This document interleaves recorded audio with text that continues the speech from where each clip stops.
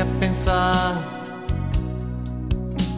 em tudo que é preciso e possível mudar, tentando entender que a história que se faz não vai voltar, nem retroceder. Pergunte o porquê de tanta força perdida, sem poder recolher. Saber ajuntar é ter nas mãos o poder e o gosto de ser, de se transformar,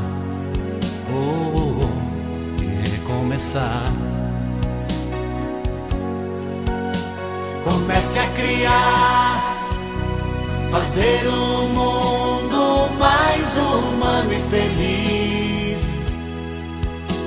Não deixe morrer a flor que surgiu do meio da dor.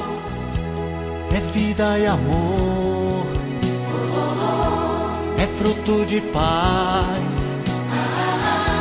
justiça, criança, é a esperança que se faz.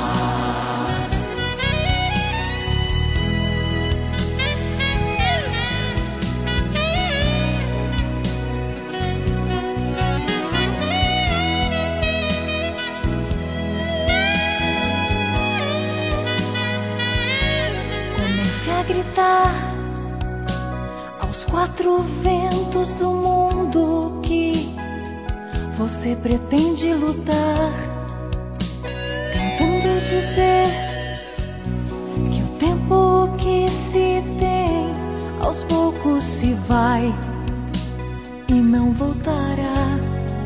Isso pode doer, até sangrar a ferida, é o preço do amor.